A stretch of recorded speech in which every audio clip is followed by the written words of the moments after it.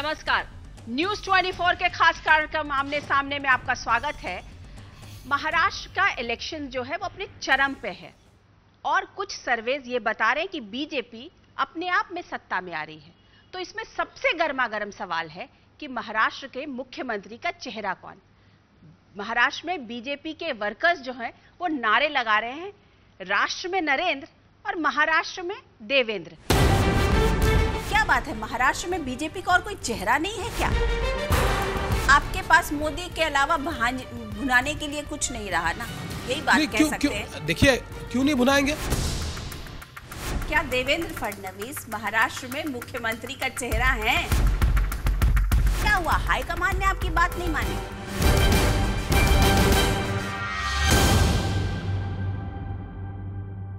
तो जी हाँ, मैं बात कर रही हूँ देवेंद्र फडणवीस से, महाराष्ट्र के बीजेपी के अध्यक्ष। आपका बहुत बहुत स्वागत है। Thank you.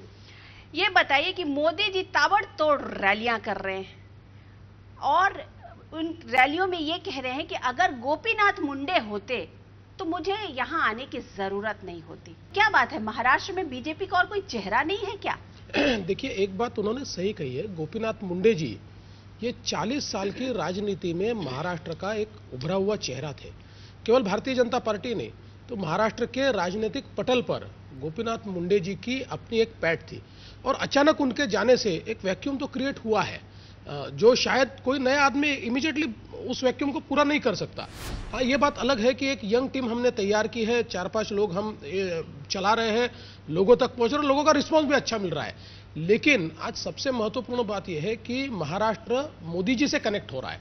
महाराष्ट्र मोदी जी को सुनना चाहता है और महाराष्ट्र के इतिहास में मोदी जी डायरेक्ट 35 लाख लोगों से बात करेंगे अपनी रैलियों के थ्रू। पर ये बताइए, मैं तो सबसे पहले आपसे यही सवाल कह रही हूँ कि क्या देवेंद्र फडणवीस महाराष्ट्र में मुख्यमंत्री का चेहरा है? देखिए, मैं पार्टी का अध्यक्ष हूं। अध्यक्ष के रूप में इस पार्टी को जीत दिलाना ये मेरा काम है। मुख्यमंत्री कौन बनेगा ये पार्टी तय करेगी। पार्टी का पार्लियामेंट्री बोर्ड और लेजिस्लेचर पार्टी तय करेगी और पार्लियामेंट्री बोर्ड में स्वयं मोदी जी है। मैं अपने आप को इस रेस में नहीं मानता। आप नहीं मानते? बिल्कुल नहीं मानते। क्यों नहीं मानते? देखिए, ये नारे तो ऐसे लग रहे हैं कि राष्ट्र वहां पे देश में नरेंद्र और महाराष्ट्र में देवेंद्र। देखिए, मैं ऐसा मानता हूँ ये नारा तुकबंदी है। हाँ। ये नारा कोई भाजपा का नारा नहीं है, बीजेपी का नारा नहीं है। पार्टी ने मुझे आज जिम्मेदारी जो दी है वो अध्यक्ष की दी है और उससे अलग हटके मैं सोचना भी नहीं चाहता, मेरे पास समय भी नहीं है। अच्छा, ये बताइए, नरेंद्र मोदी जो रैलीज कर रहे हैं उसके बाद ऐसा लग रहा है कि ठाकरे बंधु जो हैं, उद्धव ठाकरे और राज ठाकरे, दोनों जिसे लगता है कि बहुत भयभीत हो गए हैं और इस तरीके से बातें कर रहे हैं।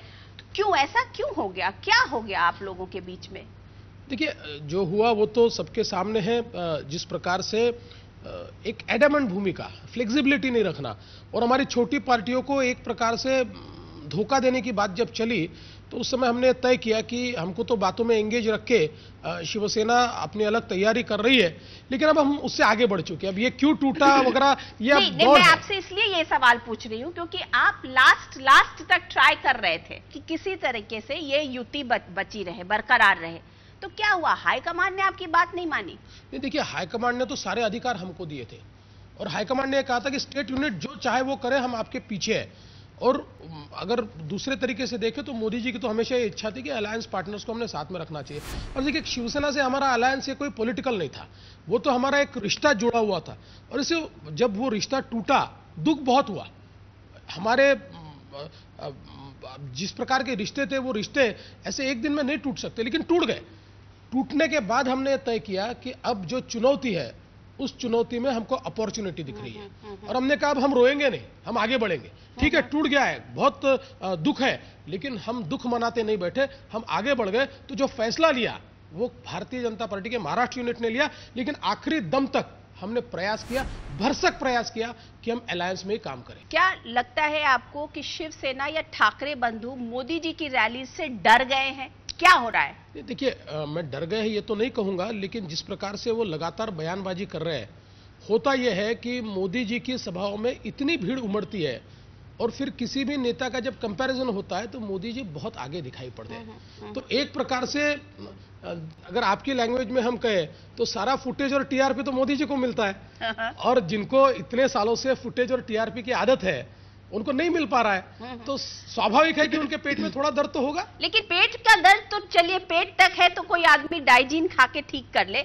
लेकिन ये पेट का दर्द तो जिस तरीके से बाहर निकल रहा है, जिस तरीके की लैंग्वेज शिवसेना या राज ठाकरे यूज कर रहे हैं, उस लैंग्वेज को आप क्या मानते हैं? इतने साल की दोस्ती, क्या एक गठबंधन नहीं हुआ उससे इस तरीके की लैंग्वेज का यूसेज होगा कि हवा में तलवारें मत खींचो, काट देंगे, शिवसेना से झगड़ो नहीं, शिवसेना का बाघ तैयार है, ये अब्दाली की सेना है, ये अफजल की सेना, ये क्या हो रहा है? इस तरीके की लैंग्वेज क्यों यूज हो रही है? जिस प्रकार की लैंग्वेज का इस्तेमाल उन्होंने किया है, आप लिखते हो अफजल खान की फौजें, अफजल खान की फौजों में क्या आपके अनंत गीते मिनिस्टर है? क्या अफजल खान की फौजों के साथ मुंबई की महानगर पालिका आपने चलाई है?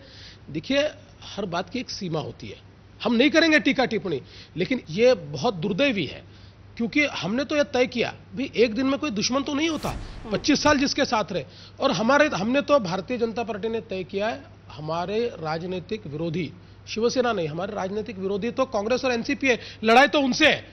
अब ये शिवसेना को तय करना है कि उनके राजनीतिक विरोधी कौन है। वो अगर बीजेपी को मानते हैं और कांग्रेस एनसीपी को मदद करना चाहते हैं बीजेपी को टारगेट करके, जनता माफ नहीं करेगी, जनता निश्चित रूप से उनके खिलाफ जाएगी। लेकिन शिवसेना ने तो कहीं ना कहीं इसे गुजराती बनाम मराठी इलेक्शन बना दिया। महाराष्ट्र की अस्मिता की बात कर रहे हैं, महाराष्ट्र की आइडेंटिटी, मराठा आइडेंटिटी, महाराष्ट्र के लोगों की आइडेंटिटी की बात कर रहे हैं। वो कह रहे हैं गुजराती वर्सेस मराठी हो गया, ये क्यों? देखिए, पहली बात तो यह गुजराती वर्सेस मराठी हो ही नहीं सकता। इसका कारण है बीजेपी की लीडरशिप कौन है? देवेंद्र फडणवीस, एकनाथ खड़से, विनोद तावड़े, पंकजा मुंडे, सुधीर मुनगंटीवार, सारे मराठी है। हम कोई बाहर से आए हुए नहीं है। और ऊपर में तो हम नेशनल पार्टी है, हम नेशनल पार्टी है। नेशनल पार्टी में अध्यक्ष किसी भी प्रांत से हो सकता है, प्रधानमंत्री, और क्या प्रधानमंत्री को गुजरात तक सीमित रखेंगे? कितना भी प्रधानमंत्री जी को ये टारगेट करने की कोशिश करे, जितना भी झगड़ा लगाने की कोशिश करे कि गुजराती और मराठी का झगड़ा है, मराठी भी हमारे साथ है और गुजराती भी हमारे साथ है, और शिवसेना ये भूल रही है या बाकी पार्टियां जो हमारे साथ थी वो भूल रही है कि लोकसभा के चुनाव में हम जो चुनकर आए, हमको मराठियों ने भी वोट दिया है और गुजरातियों ने भी वोट दिया है। लेकिन शिवसेना तो यही कहती है कि ठीक है, लोकसभा के चुनाव अलग हो सकते हैं क्योंकि वो नेशनल पर्सपेक्टिव होता है, लेकिन स्टेट के इलेक्शंस अलग होते हैं। यहां पर मराठी अस्मिता की बात है तो शिवसेना का वो हक है, शिवसेना को वो चाहिए। देखिए, मराठी वोट ये किसी की प्राइवेट प्रॉपर्टी नहीं है। मराठी वोट ये सोच समझ के पड़ता है, और मराठी वोट ये भाषावाद, प्रांतवाद इसके ऊपर नहीं पड़ता, वो विकास के ऊपर पड़ता है। मैं इतना ही कहना चाहता हूं कि मराठियों को संकुचित मत बनाइए, वो संकुचित नहीं है। और छत्रपति शिवाजी महाराज की हम बात करते हैं, महाराज ने कभी इस प्रकार का भेदभाव नहीं किया। अच्छा, ये क्या हो गया कि सडनली छत्रपति शिवाजी महाराज को हर कोई असप करने की कोशिश कर रहा है, हर कोई चाह रहा है कि उनकी तस्वीर के ऊपर डाका डाल के बैठ जाए कि ये हमारे ही है, ये हमारे ही है। ऐसा क्यों? सडनली बीजेपी भी छत्रपति शिवाजी महाराज की बात करने लगी। अभी तक तो वो शिवसेना ने उन्हें अपनी वैसा बना के रखा था। बिल्कुल गलत बात है। छत्रपति शिवाजी महाराज हम तो मानते हैं किसी की प्राइवेट प्रॉपर्टी नहीं है। शिवाजी महाराज पूरे देश के, विश्व के, और भारतीय जनता पार्टी और हमारा जो विचार है ये छत्रपति शिवाजी महाराज के विचारों पर आधारित है। और आज नहीं, सालों से छत्रपति शिवाजी महाराज हमारे खून में है, और छत्रपति शिवाजी महाराज के सिवाय हम हमारे राजनीतिक सफर की या सामाजिक सफर की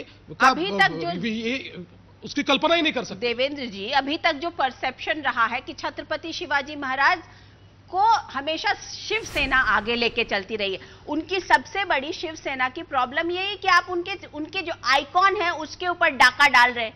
उनके आइकॉन कैसे हो गए भाई? प्राइवेट लिमिटेड थोड़ी है। और छत्रपति शिवाजी महाराज को अगर कोई प्राइवेट लिमिटेड बनाना चाहता है, इससे बड़ा दुर्दैव कोई हो ही नहीं सकता। छत्रपति शिवाजी महाराज जीने पड़ते हैं। छत्रपति शिवाजी महाराज की जयंती और पुण्यतिथि सेलिब्रेट करके शिवाजी महाराज को हम कोई श्रद्धांजलि नहीं दे सकते। हमने ये तय किया है कि हम हमारा राज्य उनके विचारों पर आधारित चलाएंगे। अच्छा, शिवसेना आप पर अटैक कर रहा है तो आपने भी तो ये बोल दिया कि शिवाजी महाराज के नाम पर ये हफ्ता वसूली पार्टी है। हमने ऐसा कभी नहीं कहा। हमने ये कहा कि शिवाजी महाराज को जीना पड़ता है, केवल उनकी जयंती सेलिब्रेट करके नहीं होता। कुछ लोग, मैंने उनका नाम नहीं लिया, मैंने कहा कुछ लोग उनकी जयंती सेलिब्रेट करने के लिए हफ्ता वसूली करते, वो ठीक नहीं है। शिवसेना अगर करती नहीं है तो शिवसेना ने अपने आंख पर क्यों लिया? मैंने तो नहीं कहा शिवसेना करती है। मतलब आप उनको उसका रहे, आप उनको, हम क्यों उसका है? हम तो उनके खिलाफ एक शब्द नहीं बोलते।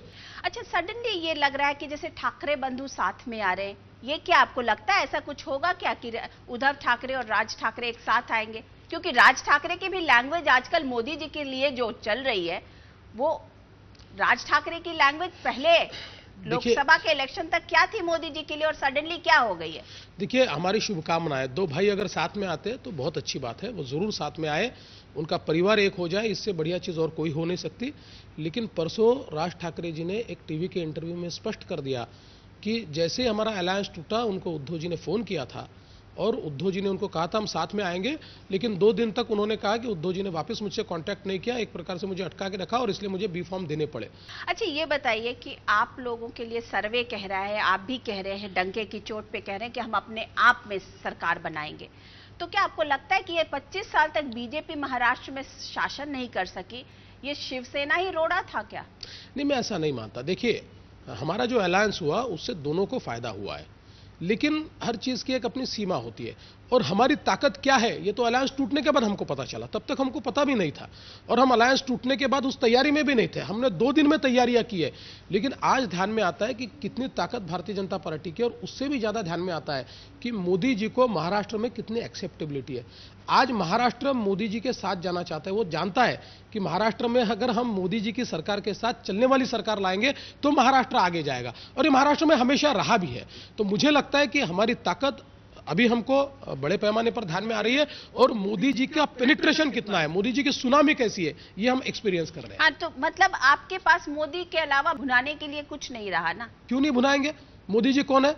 हमारी पार्टी के नेता है भाई, हमारे प्रधानमंत्री है, हमारे कर्णधार है, और एक ऐसे कर्णधार है जो सेनापति के रूप में पीछे बैठकर कमांड नहीं देते, जो सामने में मैदान में कूदकर लड़ाई का नेतृत्व करते। तो ऐसा नेता मिलेगा, ऐसा सेनापति मिलेगा, तो क्यों हम उनकी तारीफ नहीं करेंगे? क्यों उनके नाम पर हम वोट नहीं मांगेंगे? शिवसेना यही कह रही है कि देश का प्रधानमंत्री नई दिल्ली के पीएमओ में ताला लगा करके यहां पर गली गली घूम रहा है।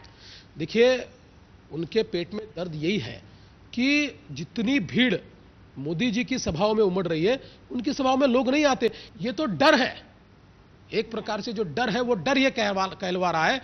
और बाकी भी पार्टियों की हालत ये है, सुबह से लेकर शाम तक केवल मोदी जी को गाली देना, इस पर उनकी राजनीति आधारित है। लेकिन लोग सुनेंगे नहीं, लोगों को विकास की बात चाहिए, लोगों को ग्रोथ की बात चाहिए, लोगों को जॉब की बात चाहिए, लोगों को एजुकेशन की बात चाहिए, लोगों को हेल्थ की बात चाहिए। यही पूछ रही हूँ कि 25 साल के दोस्तों में ये हो गया कि इलेक्शन के दरमियान जो आपके पहले आपके जो बेटर नॉइज थे, कांग्रेस या एनसीपी, उनकी बातें छोड़ करके बीजेपी और शिवसेना दोनों आपस में ही भिड़ी हुई है। शिवसेना की बात कीजिए, बीजेपी की मत कीजिए।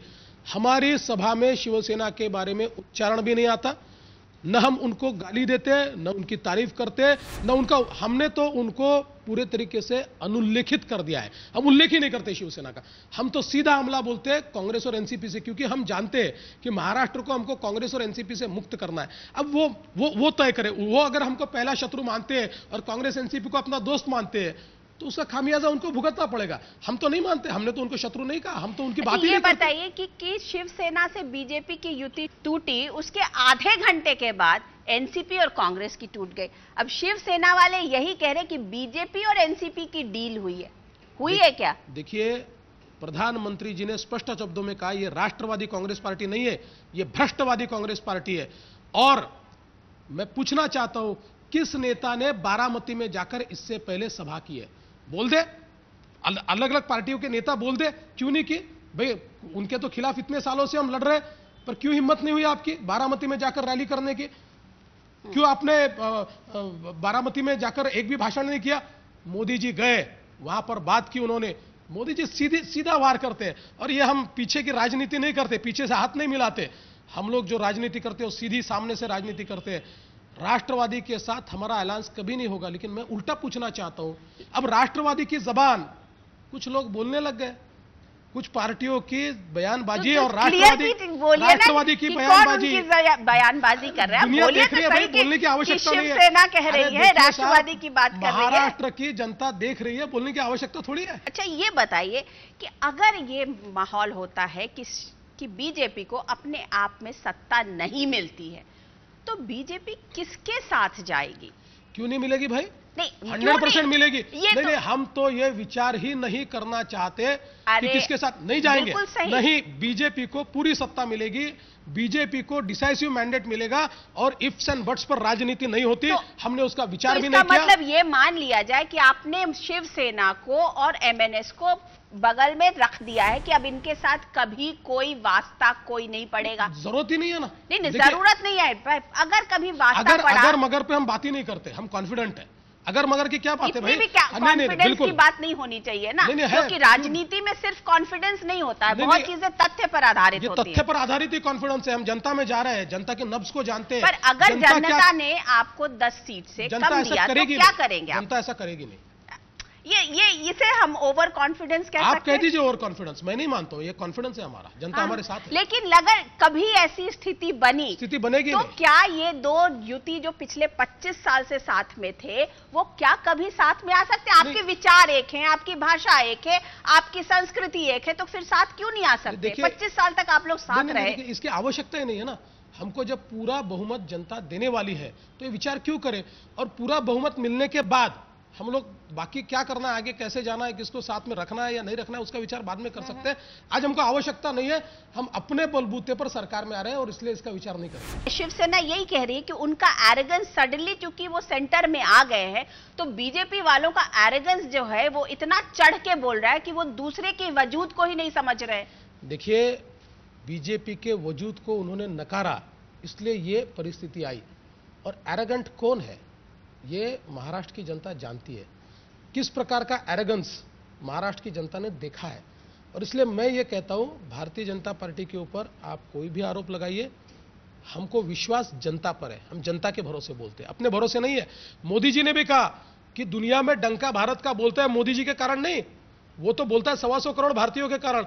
आज वही स्थिति है। 11 करोड़ 20 लाख महाराष्ट्र के जो लोग हैं, उनके भरोसे हम ये बात करते हैं कि हमको पूर्ण बहुमत मिलेगा। अच्छा ये बताइए, आप उस चीज को, अब तो बीत गई बात क्योंकि युति टूट गई, लेकिन संघ भी जिसके आप क्लोज हैं, आरएसएस नहीं चाहता था कि ये टूटे, आप भी नहीं चाहते थे कि ये टूटे, ये रिश्ता टूटे जो पिछले 25 साल से है। ऐसा क्या हो गया कि टूट गई? सिर्फ सीटों के ऊपर तो नहीं हो सकता है। क्या आदित्य ठाकरे का बीच में आना बीजेपी को लगा कि ये कुछ ज्यादा पानी सिर से ऊपर गुजर रहा है? हमने कभी इस अलायंस में ईगो नहीं रखा। जिस समय आदित्य ठाकरे को बात करने के लिए भेजा, उस समय भी हमारे यहाँ कुछ लोग ये कहते थे कि भाई इनसे बातचीत कैसे होगी, पर हमने कहा कि देखिए अपने अलायंस पुरानी है और वो उनके बेटे और उनकी पार्टी अगर उनको बड़ा नेता मानती है तो क्यों ना हम उनसे बातचीत करें। ईगो के लिए बातचीत टूटनी नहीं चाहिए। और इसलिए हमने आगे बढ़कर आदित्य ठाकरे जी से भी बात की। देखिए, जहां तक आदित्य ठाकरे का सवाल है, वो राजनीति में नए हैं, अभी ये पहला चुनाव बड़े जोर शोर से वो लड़ रहे हैं। मैं उन पर कोई टीका टिप्पणी नहीं करना चाहता, लेकिन ये अलायंस अगर टूटा है तो जिस प्रकार की एडमेंट भूमिका ये शिवसेना ने ली, जिस प्रकार से हमको बातों में एंगेज रख के बैकस्टेज मैनेजमेंट उनका लगातार चल रहा था, जिसका फीडबैक हमको आ रहा था, और जिस प्रकार से हमारे छोटे दोस्तों को अबेंडन करने का उन्होंने प्रयास किया, हमको राजनीति में यह नैतिक नहीं लगा। शिवसेना तो आप पर यही आरोप लगाती है कि चूंकि वो केंद्र में सत्ता में आ गए, और हमारी अंडरस्टैंडिंग हमेशा से ये रही थी कि केंद्र में मोदी और यहां पर शिवसेना का लीडर होगा, तो क्यों नहीं उस बात को बीजेपी ने माना?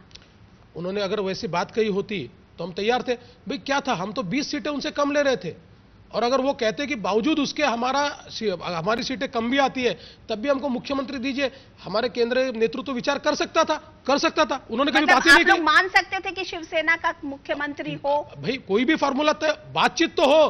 तो बातचीत तो हो ही रही थी, वो दिख क्या रहा था? आना जाना टेलीविजन चैनल्स में तो यही दिख रहा था।